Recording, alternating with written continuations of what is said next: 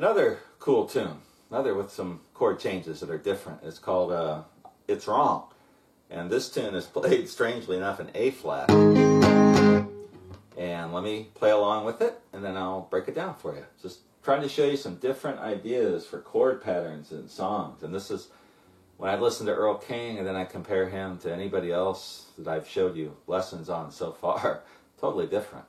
More soulful. The chord changes are more like what you'd hear in Otis Redding songs or James Carr or some of the really cool soul stuff in the 60s.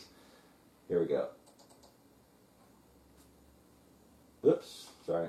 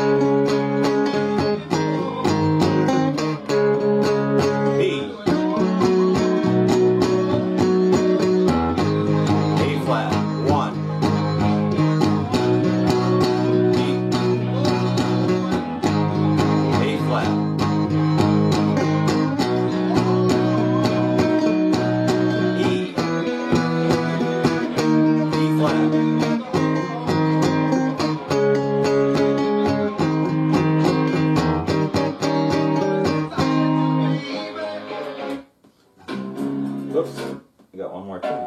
Yeah, the flame. Sorry. Okay, here we go. So we're in A flat. I'm not sure exactly what he's doing there, but it sounds like he's making a quick switch on the bass notes, the 5th and the 4th strings, from a second position bar chord E flat to the same thing, D flat. So our chords, this is A flat. That's a second position bar chord, like your standard rock and roll power chord. But I'm playing, on this tune, it sounds like he's just playing the 5th and the 4th string, with maybe a little bit of the other strings thrown in. He does this slide from the 5th fret of the 6th, or the 6th fret of the 5th string to the 4th fret of the 5th string in the chord shape.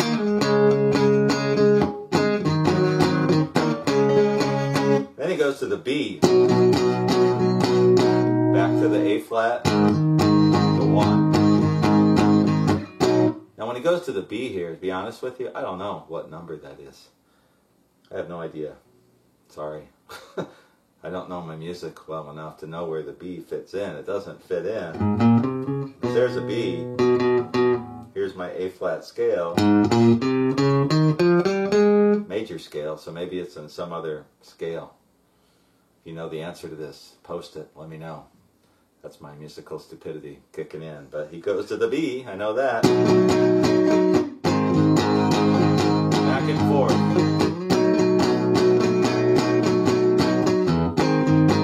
And then B, E, E flat, just going on that same bar chord shape, second position bar chord.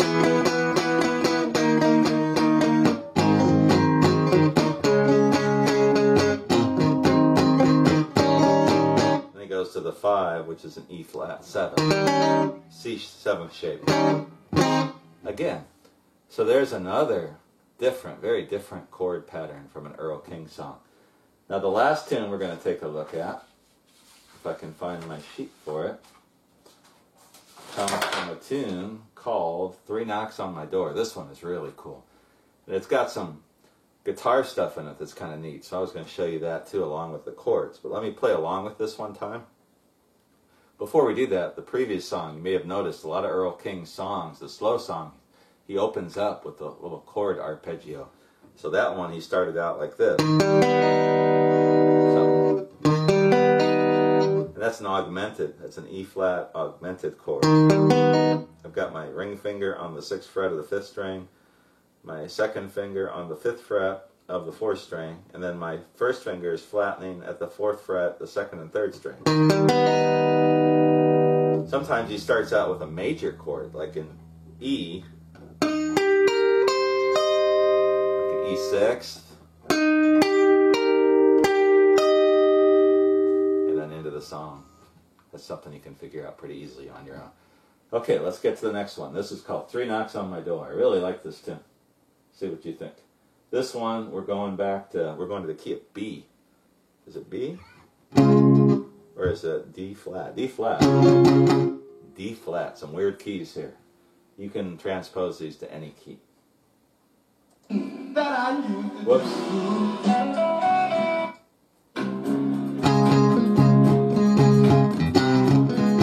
I'm just going to play the basic chords.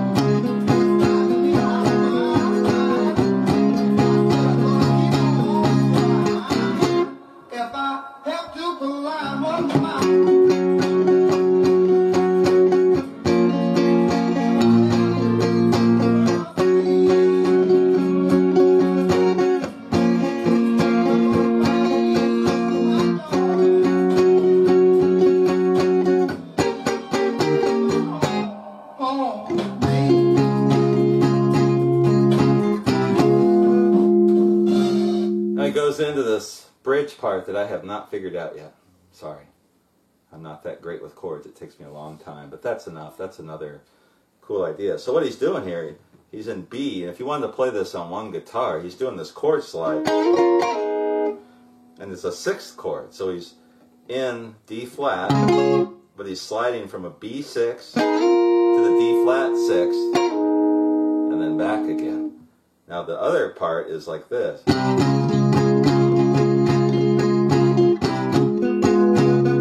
So if you were the only guitar player, that would take some quick finger work, but you could do something like...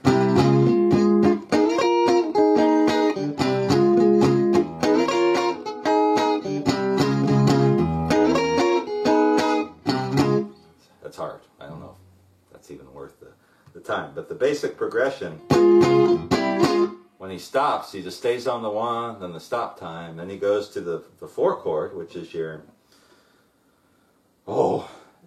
F sharp, F sharp, to a B flat minor, F sharp, B flat minor, F sharp, B flat minor. Then he does this, which is the 2. So here's the 1. So that is going to be an E flat,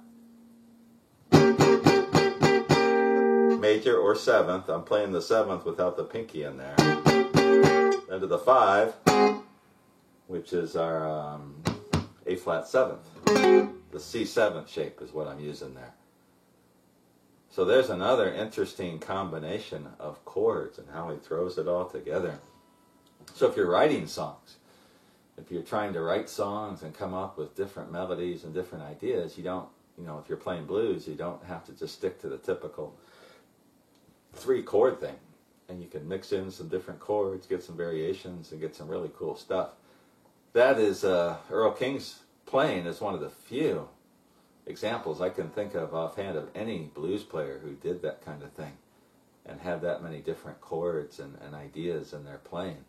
It's almost like the same when the Beatles came to rock music in the early 60s and they brought in all these folk chord changes that just totally changed the music.